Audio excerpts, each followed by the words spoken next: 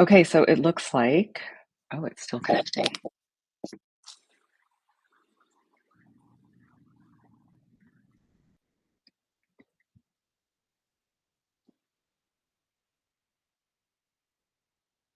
Oh my God. Okay. It says my internet connection is unstable, which is fun because I'm at home where I pay for a stable internet connection. My left eye is actually twitching. Getting to this live has been such an adventure, but oh, that's a thing.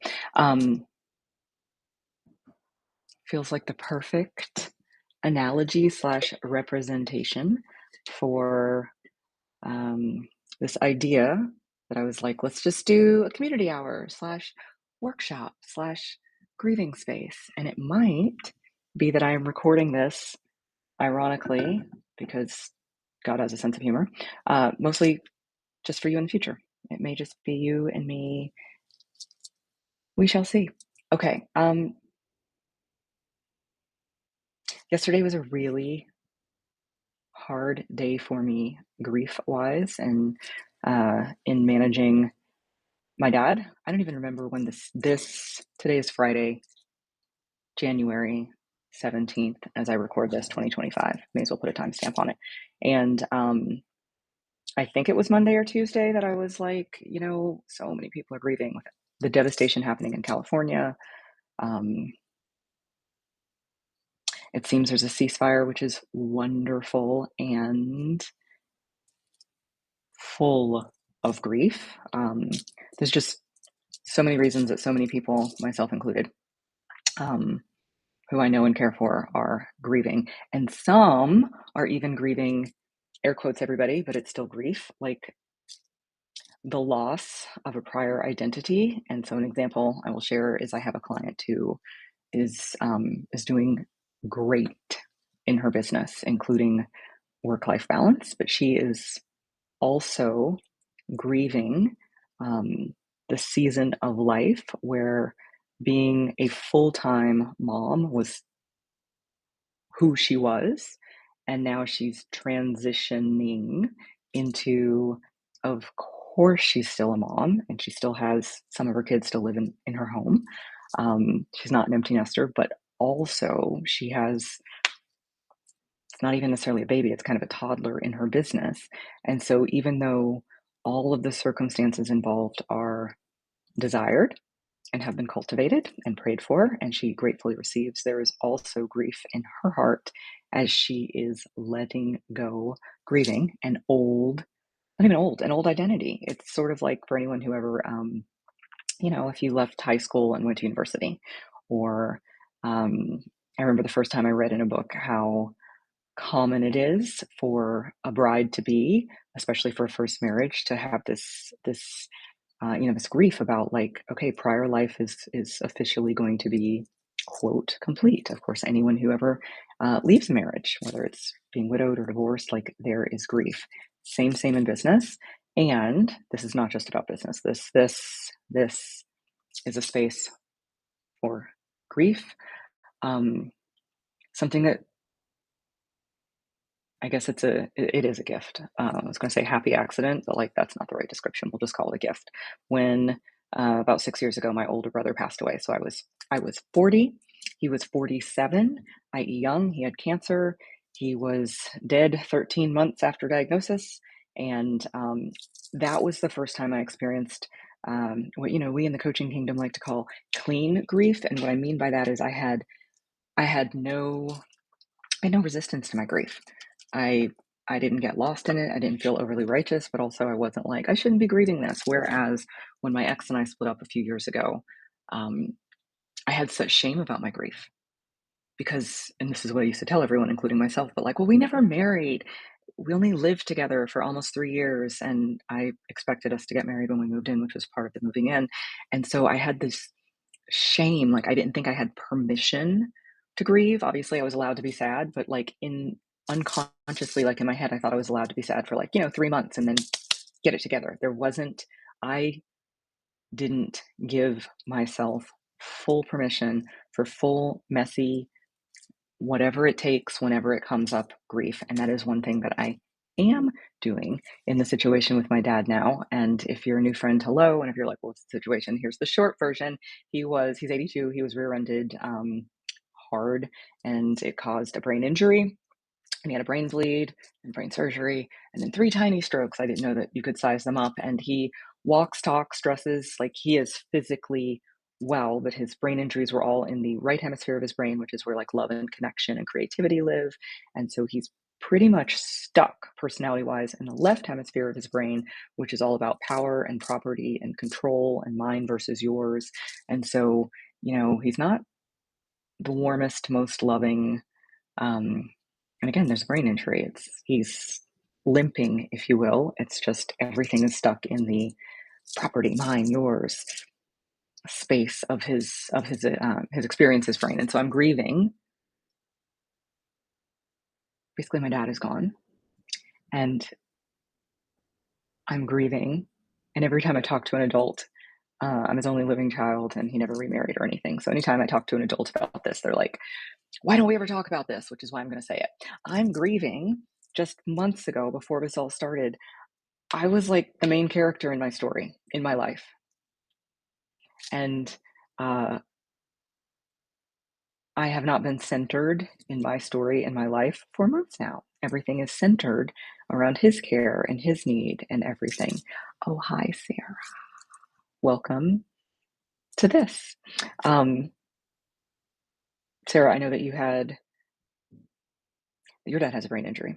So I hope he is as well as can be. And I hope your heart is as well as can be, because I'm finding, as I was just sharing with my story, I was saying, I grieve as the young part of me who just wants her dad, just wants her dad, just wants her dad to be okay, and he is gone. And then I grieve as an adult to be like, God, I used to center myself in my story, and obviously I'm working back towards that. But it's not like, oh, in a few weeks from now, this will all be wrapped up. Like, there's so much paperwork between the legal paperwork and endless hospital bills, which I'm very grateful. The financial part isn't the problem. It's just a matter of, we don't want to pay for things like I'll get a bill for a huge amount.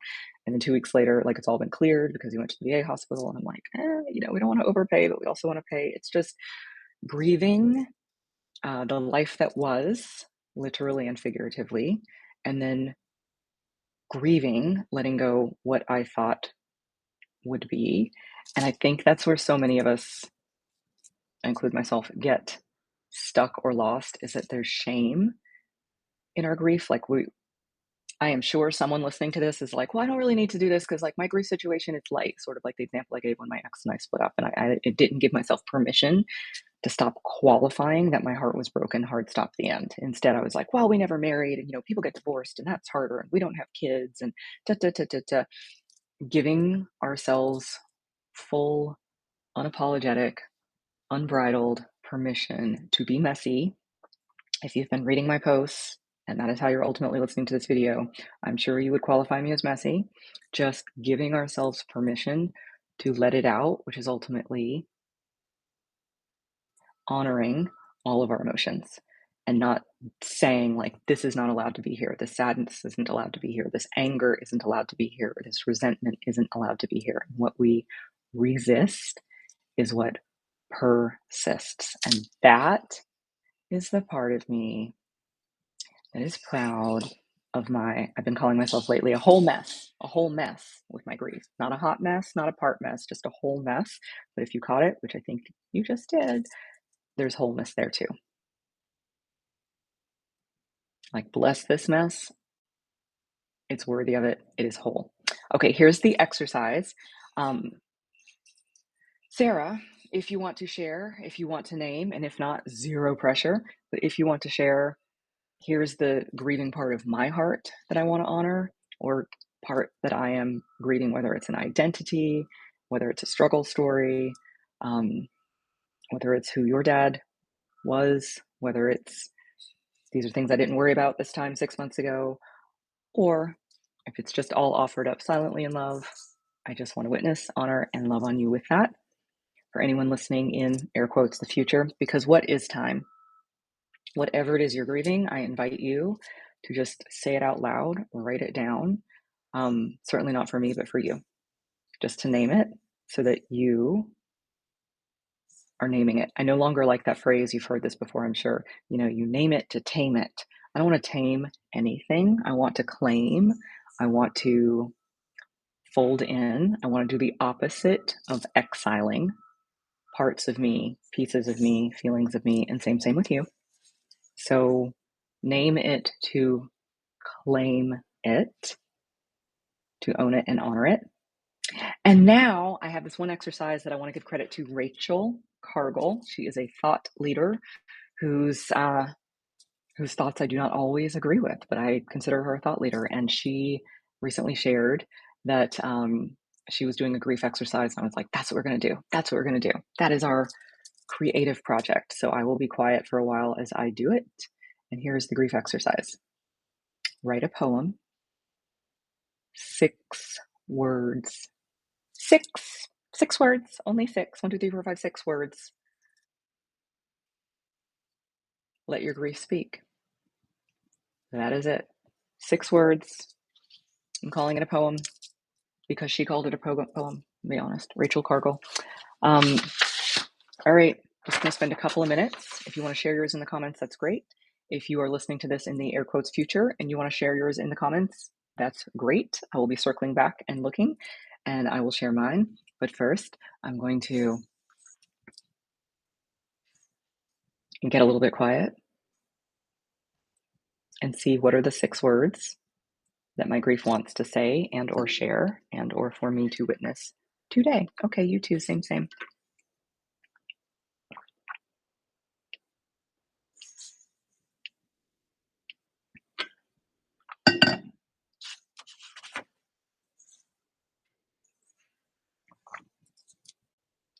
Hi, Nevin. Welcome. We're in the middle of writing a poem.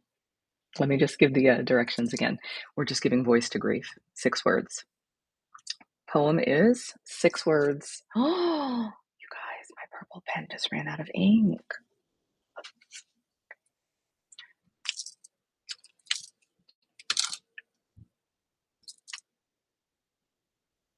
Oh, so good, Sarah. So good. Just punched me in the stomach in the best way. Brain miracle. Why wasn't he reborn? I wrote one yesterday. I'm writing a new one now. So stand by. We have a new pen. We're writing a new grief poem. Nevin, hello, and welcome. You might see in the comments, Sarah has just shared her 6-word grief poem. It can be about anything your grief wants or needs to say, be witnessed in, held in.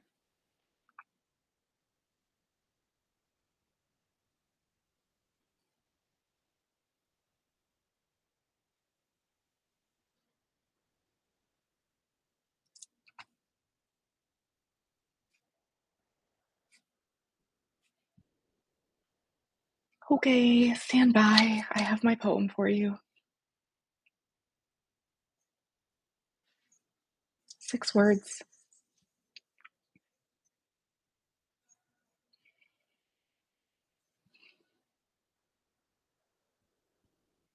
He is lost. We are found. And I'll write it.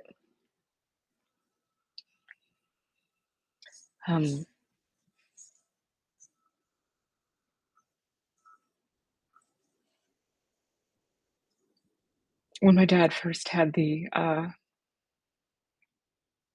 brain surgery, I love that I come to a grief workshop and I don't have my silly. I don't have my paper towel, my tissue immediately available. That was poor planning. I am a whole mess, remember?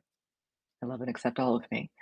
When I finally realized like something is off, something is officially off, and I took him to the emergency room and they did blah, blah, blah, blah, blah, and they were like, hello, he has a huge brain bleed. We have to do a surgery. Does the surgery.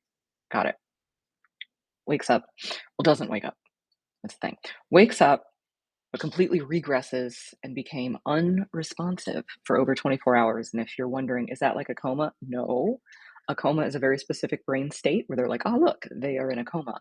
Unresponsive is where everything is working as it should be. He just could not wake up. So shake him, sometimes violently. The only thing his body responded to was pain. So, like, they would pinch him and he would flinch as one would in response to pain, and that was it. And that was the thing for over 24 hours. And um, then he started to come back online. And hi, if you're unaware, I am a coach. I'm a business coach, I'm a money coach, but mostly I'm just a coach. And on the first day that he was waking up, he was nonverbal at first. And I remember when the night shift nurse came in, he was very special. He was different. I remember thinking in my head, bruja, which is Spanish for witch, guy version. And I felt calm and safe enough to go home and rest, not just go home and sleep for a few hours, like actually rest. And I went home and I took a bath and I got a phone call and it was that nurse. And he said, "Hey, I think you want to hear this." And then he said, "Okay, say something." And he had my dad on speakerphone. And my dad was able to say, like, "Hello, Serena." Not as clearly as I just said to you, but it like blew my mind. And my point in this story is I remember knowing, and I've known this and you've known this, but it's always nice to be reminded there are healers on this planet who help. Like, it's an energy thing. My dad had a nurse, he was in ICU, waking up from the surgery, blah, blah, blah. He had nurses, always nurses, but this nurse. I remember when I left just feeling the healing energy. I feel like this nurse pulled words out of my dad. It is not a surprise, and yet it was the happiest surprise that my dad started talking again under the care of this nurse. He is lost, we are found is my poem because he is lost. But when I say we are found, when he first was waking up, uh, there were hours that there was this version of him that was nothing that I have remembered as an adult. I'm sure as an innocent baby and toddler, this was always my experience of him. But as an adult, I don't know that I've ever experienced this, in that there was just no ego with me, no ego with him. It was just nothing but love. Like, we would hold hands and say, "I love you." And sometimes that was the entire conversation for like an hour. And I meant it, just looking in his eyes and just crying. So, 6 word poem. He is lost, we are found, because um,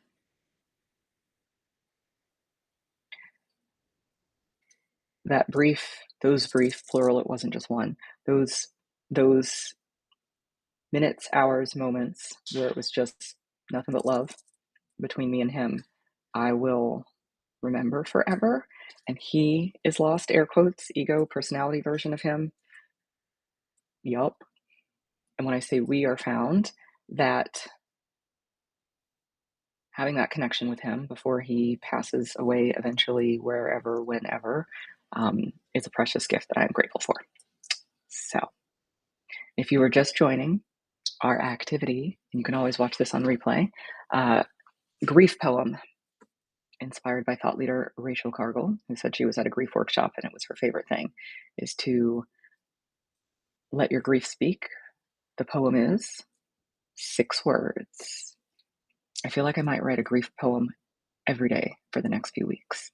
If you've just joined, hello and welcome. If you want to name your grief, throw it in the comments and I will read it. No pressure. If you're listening later and want to name and honor what you are grieving, whether it is a person, whether it is a home, whether it is things, whether it is a business, whether it was a ideal, or I think this part is always true, an identity. Um, you name it, we witness it. Oh, thank you for sharing in the comments, Sarah. Um, I'll say it again for everyone. Hi, Jen. Um, one of the trickiest things about grief, and one of the things that I do think I do well, leave it to me to throw a brag in the middle of my being a whole mess, is so often we judge our situation and don't give ourselves permission to fully honor and grieve it, because here are the voices in my head, and here are the voices that I've heard other people share with me, like, well, other people have it worse, or, well, I'm very lucky because. And while all of that may be true, that does not negate your feelings. All of your feelings are valid. There are so many ways that I have been the victimiest victim I have ever met. Like, I am impressive in my ability to victim. Impressive. You might have caught on in yesterday's post, but truly, that was only the tip of the iceberg. I was a whole mess for half the day yesterday. And as someone who loves me, but is not a life coach and hasn't gone to therapy a lot, was like, you know what? You shouldn't be complaining about this. You're fine. You're fine financially. You're supported. You are lucky. And it was like, ah. And then I thought, oh my God, that's the internalized voice that most of us have.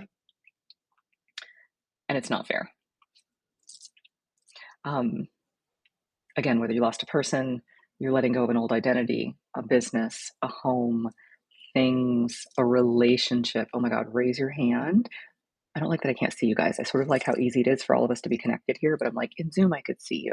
Raise your hand or throw some hearts in the air if you, in hindsight, did not properly grieve a relationship, like a friendship, a work friend when you change jobs, or a business bestie, not just a romantic relationship, but like it's just so easy to demean or dismiss how our heart hurts when that relationship comes to an end.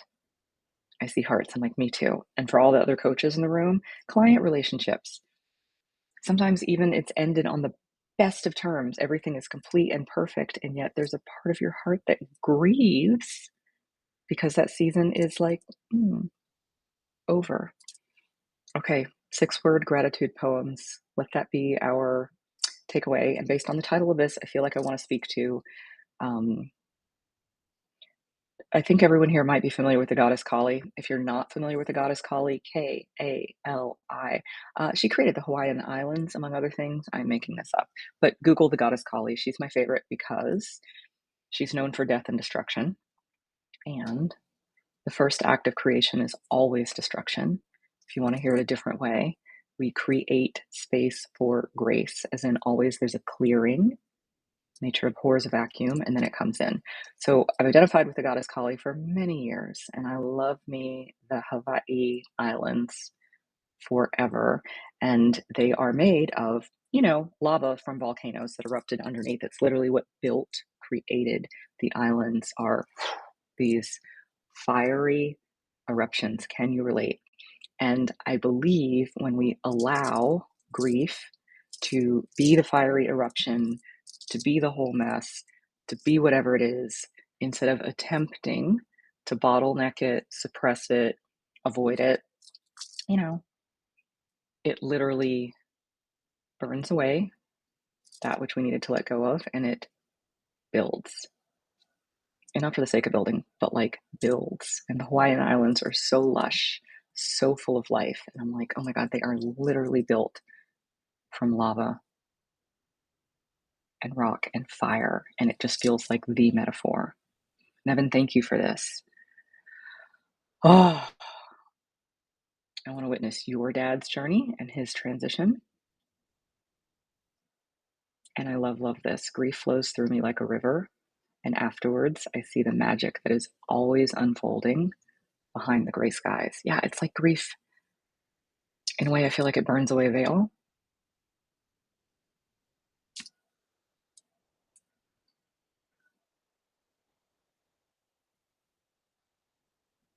It feels like I cycle between white hot, impressive volcanic lava rage.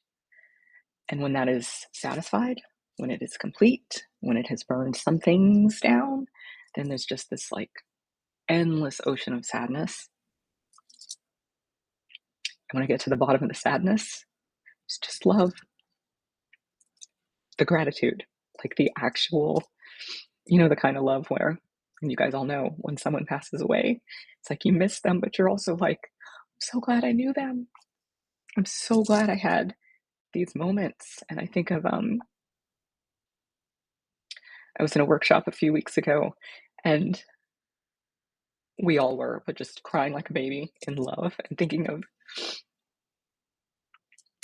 my favorite moments with my dad, thinking of my favorite moments with my grandmother.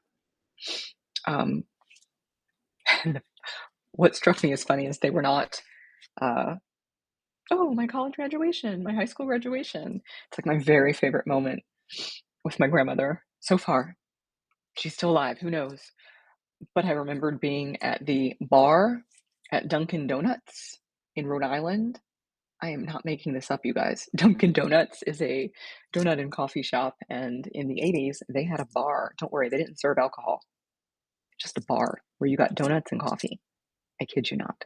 And I don't think I was 5, and I was tiny as a, like, pocket-sized as a kid, and I, like, remember my grandmother being like, "Well, she's visiting me from Texas, the biggest state," and, like, she's just proud as a peacock, and I was proud as a peacock to be hanging out with my grandmother and all these adults eating donuts, and they didn't let me have coffee, but I did have donut holes, and it's just this, like, oh, that's it. I think that's the whole cycle of grief, at least for me, and maybe for you as well. I understand, based on my client work and things some of you have told me directly, everyone does not go straight to rage. Rage is like my go-to because it gets things moving, and then the sadness, and then I like drown in the sadness, and then it's just the love, and it's like, oh, there it is, there it is. I'm nothing but grateful to have known this person, this human, or again, sometimes we're grieving things, and it's like grateful to have had what I had. Love. Oh, I love you guys. Thank you for being here. Thank you for your comments. I think we're going to keep this short and sweet. Thank you also. It's my first live stream on Substack, and I've decided as a business and money and let's just coach because how you do one thing is how you do everything. Uh, my email list will always, and my socials, and if somehow you're listening to this and are like, who are you? Where are you? Serena Hicks, go to serenahicks.com. You can always sign up for my email list. That'll definitely be more business focused, but I've decided Substack is like the whole mess of me. The whole mess of me. I will absolutely talk about business because I love my business and I love you guys. And I believe that my business is an act of love. It's one of the ways I get to be connected with you in love. Um, I just get to be a whole mess here. So thanks for coming to my first Substack live stream. Let's do it again sometime. In the meantime, for all of you who joined live, thank you. For all of you who listened, thank you. If you are willing to share your 6 word poem, please do in the comments. I promise you I'll be checking back here with the enthusiasm that I used to check back on Facebook when I was first on it. Like, oh my God, someone commented. It's very exciting. In the meantime, big hugs. Thank you for witnessing me in my grief. Thank you for normalizing. Grieving is a complex and valuable human experience. And thank you for the feeling of grace that I feel in my connection with you, in my grief, in my gratitude. Bye, you guys.